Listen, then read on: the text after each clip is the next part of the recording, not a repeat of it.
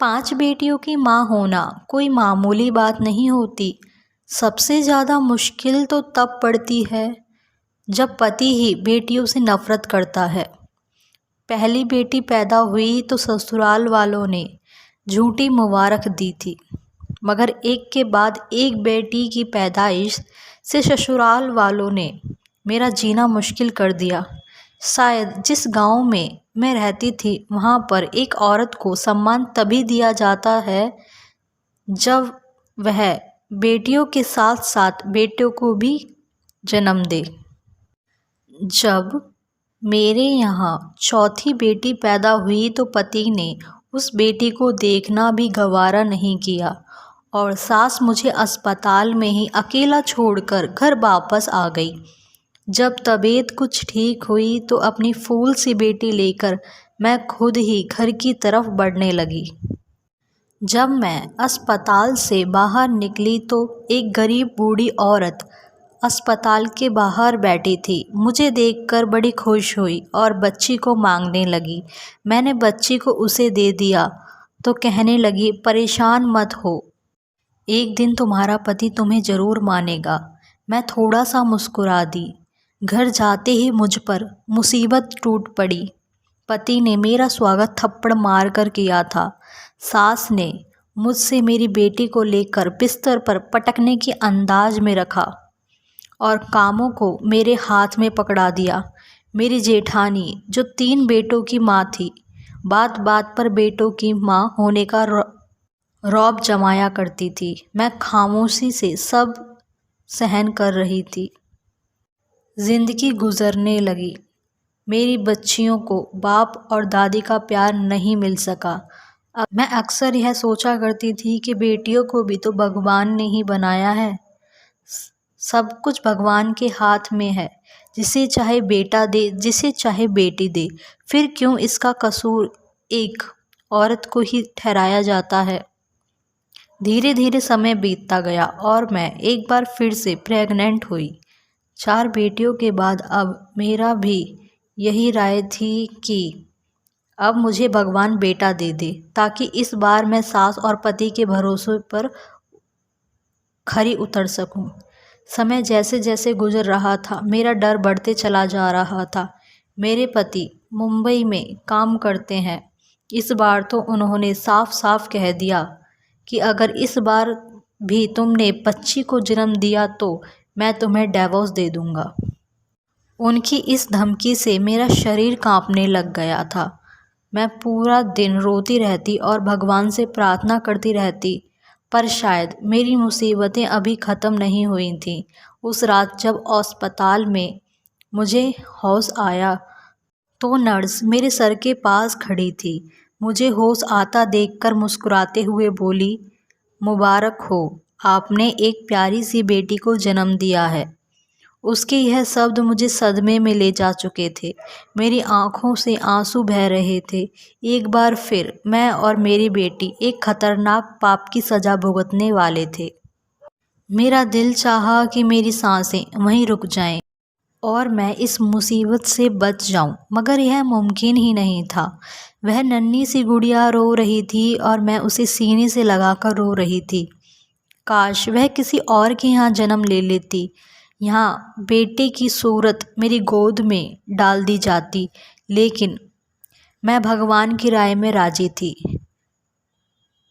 वह 5 फूल मुझे मेरी जान से भी बढ़कर थे, मगर अब मैं पति और सास से तंग आ चुकी थी। अस्पताल के बाहर बैठी औरत मेरी हालात देखकर, इस बार उसने बच्ची को नहीं मांगा था, बल्कि दुआ करते हुए कहा, भगवान से कभी उम्मीद मत छोड़ना, बहुत जल्द तुम्हारे दिन भी आएंगे।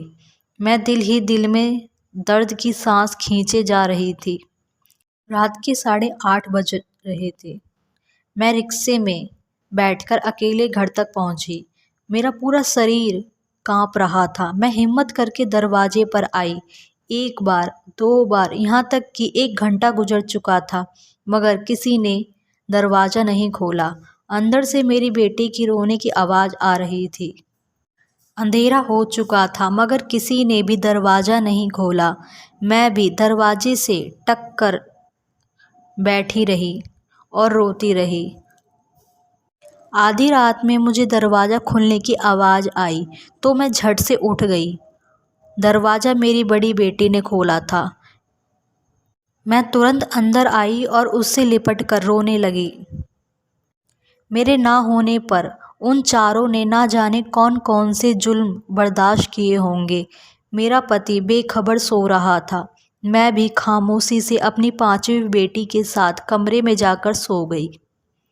कमजोरी और थकान से मैं जल्द ही गहरी नींद में आ गई। मेरी आंखें तब खुली जब मेरे पति रुपेश ने मुझे मेरे बालों से पकड़कर उठाया था। मैं पहली बार उसका ऐसा गुस्सा देख रही थी। मुझे डर लगने लगा था। ऐसा लगता था जैसे मुझे जान से ही मार देगा। रुपेश मुझे घसीटता हुआ कमरे से बाहर लेकर आया। मेरी बेटियां यह देखकर रोने लगीं जबकि सास उन्हें डांटकर चुप करवाने लगी थी। मेरा पति बोला, किसके कहने से तू इस घर में दाखिल हुई है? मेरे घर के दरवाजे अब तुम्हारे लिए बंद हो चुके हैं। अपनी बेटियों को लो और मेरे घर से निकल जाओ। सास भी मेरी बेटियों को धक्के देकर घर से निकाल रही थी। मैं हाथ जोड़कर उनके कदमों में गिर गई। यह घर ही मेरा सब कुछ है। मैं 5 बेटियों को लेकर आखिर कहाँ जाऊंगी? मेरा पति घर से निकाल चुका था। मैं दरवाजे पर बैठी रो रही थी कि तभी मुझे सास के चिल्लाने की आवाज़ आई और मेरे पति की आवाज़ सुनकर मुझे कुछ दुर्घटना का एहसास हुआ। मेरी सास पाँव फिसलने से गिर चुकी थी और उनका सिर किसी चीज़ से लगकर फट चुका था। मेरा पति हड़बड़ाकर रोता हुआ उन्हें डॉक्टर के पास ले जाने लगा मगर कुछ देर बाद बहुत ही बुरी खबर मिली कि सास के सर पर गहरी चोट लगने के कारण उनकी मृत्यु हो गई है। भले ही मेरे पति ने और मेरी सास ने मेरी बेटियों के साथ कुछ अच्छा नहीं किया था मगर उस वक्त उन्हें तकलीफ़ में देखकर मैं उनका गम बांटने लगी थी। रिश्तेदार दूर दूर से हमारे यहाँ सास को देखने के लिए आ रहे थे। इसलिए पति ने मुझसे दोबारा घर से जाने की बात नहीं कही।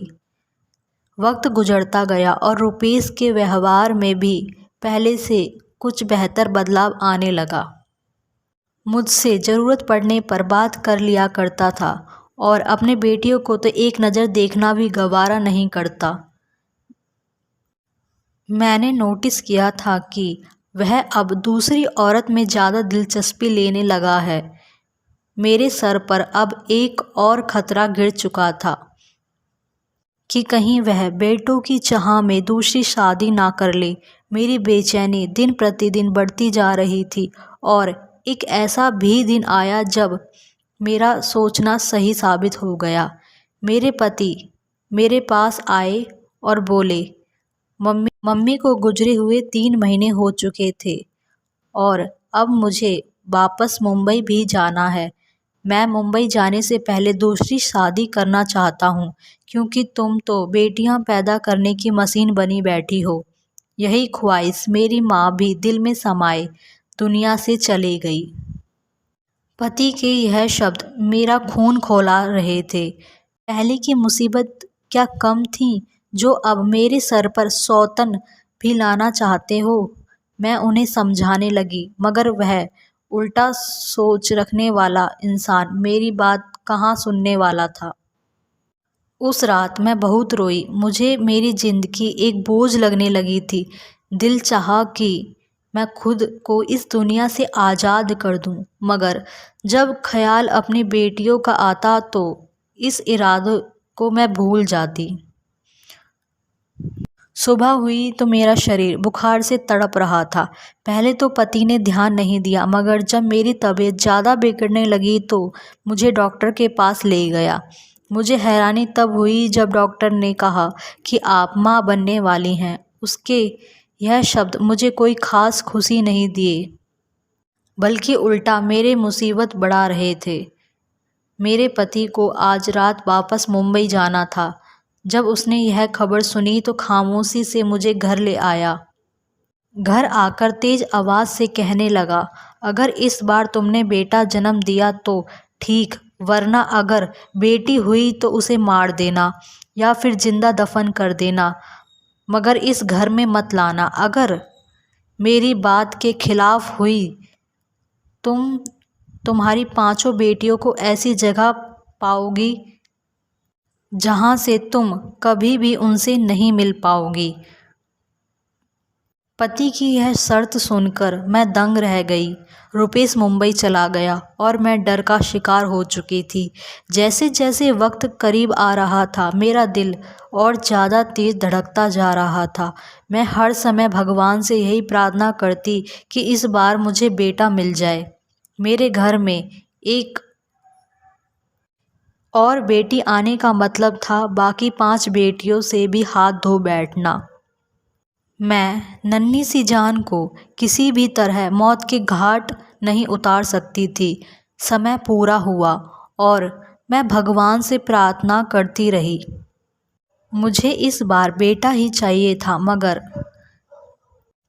शायद भगवान को कुछ और ही मंजूर था।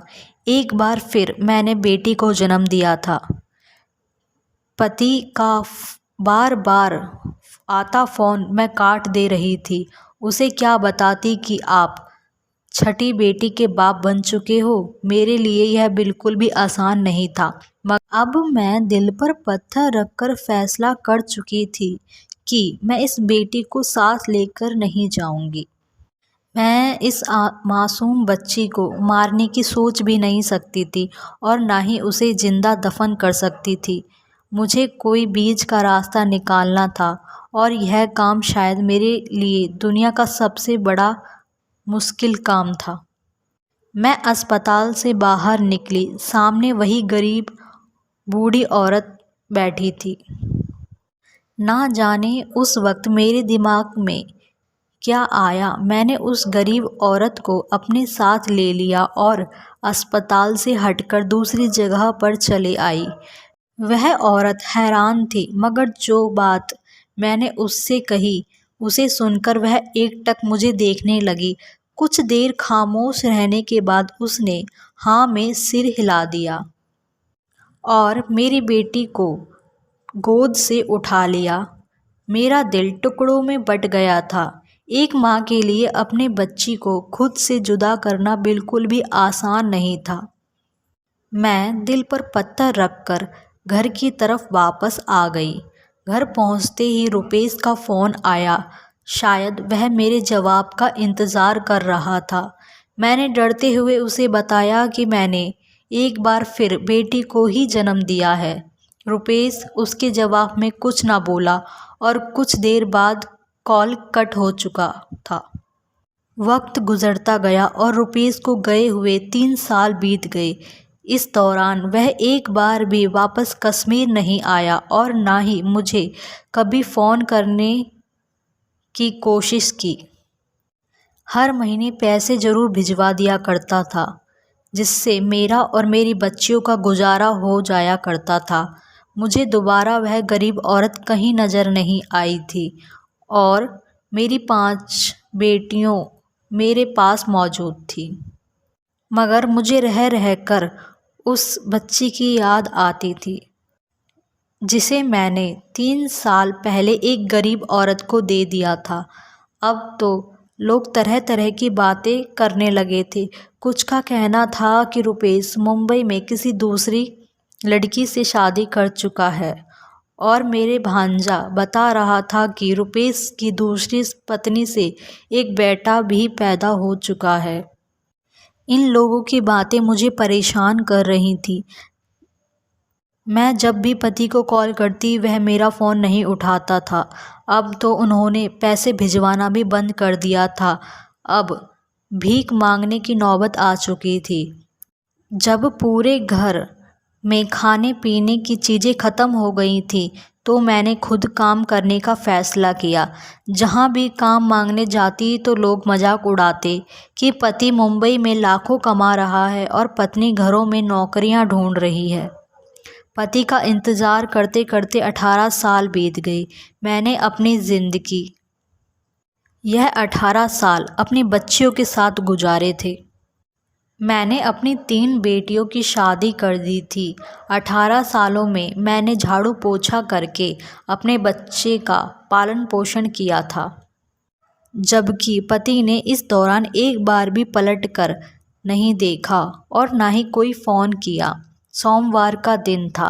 जब मैं भगवान की पूजा कर रही थी तो अचानक दरवाजे पर दस्तक हुई। जब मैंने दरवाज़ा खोला तो एक पल के लिए मैं हैरान रह गई। मेरा पति रुपेश 18 साल बाद मेरे सामने खड़ा था। मुझे देखकर हल्का सा मुस्कुराया और अंदर आ गया। उसने घर आते ही मुझसे बिना कुछ बात किए सिर्फ इतना कहा, अब हमेशा के लिए कश्मीर वापस आ चुका हूँ और अब सारा कारोबार यहीं करूँगा। मुझे तो हैरत तब हुई जब उसने यह कहा कि मैं पिछले 2 महीने से कश्मीर में ही आया हुआ था। मैं खामोशी से उसकी बातें सुनती रही। वह अपने बैग से कपड़े निकालकर फ्रेश होने के लिए चला गया।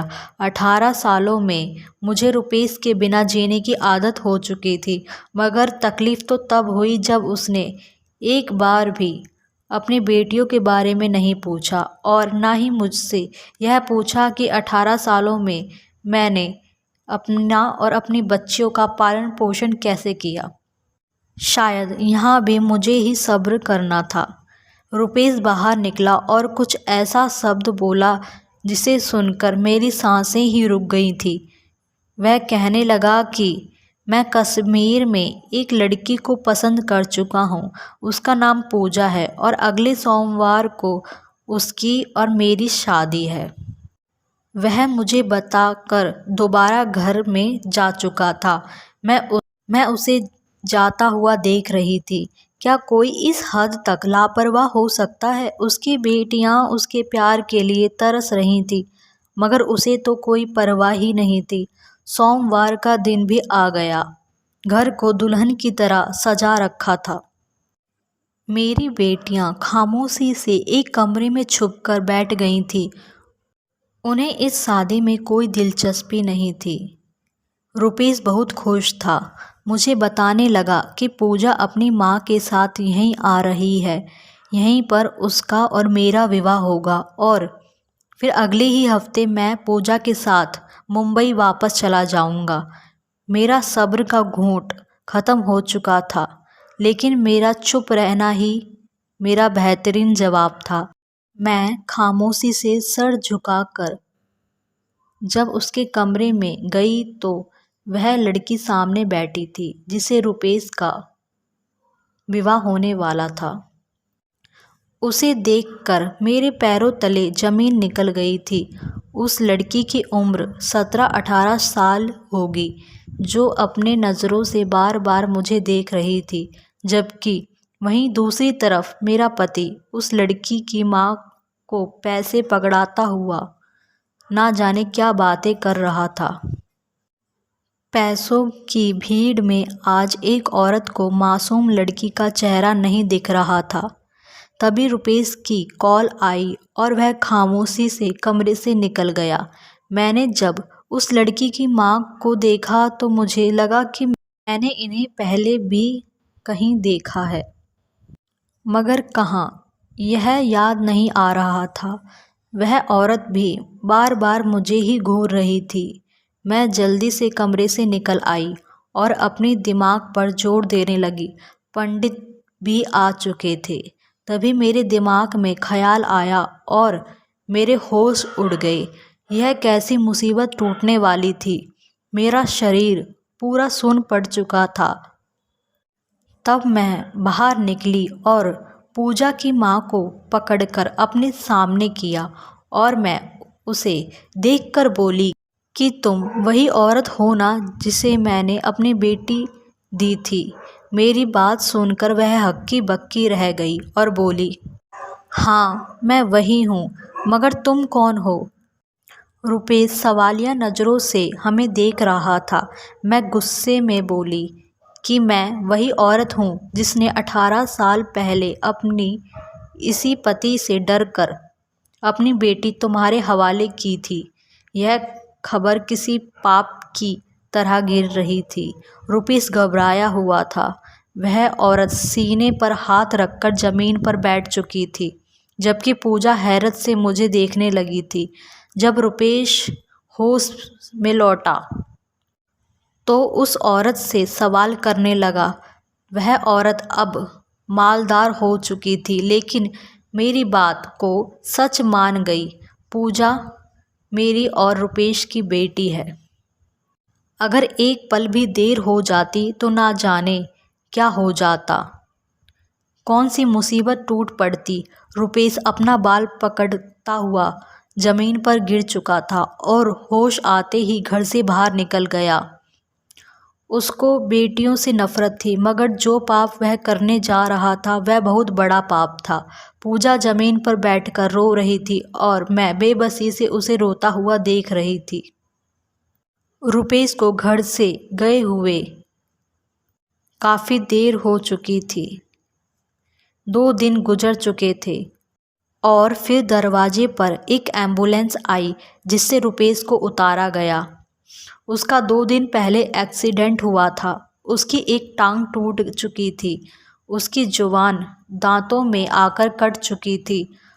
वह अब बोल नहीं सकता था। जैसा भी था, मेरी बच्चियों का बाप था। बेटियां कहाँ बाप को तकलीफ़ में देख सकती हैं।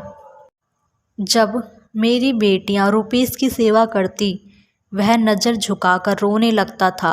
पूजा से उसने दोबारा कभी नज़र नहीं मिलाई थी और ना ही पूजा कभी रुपेश के सामने जाना चाहती थी।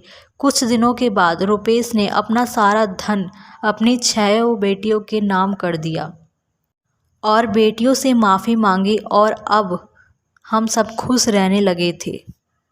दोस्तों, आपको वीडियो कैसी लगी हो कमेंट बॉक्स में बताएं। अगर आपको वीडियो अच्छी लगी है तो लाइक करें, चैनल को सब्सक्राइब करें। धन्यवाद।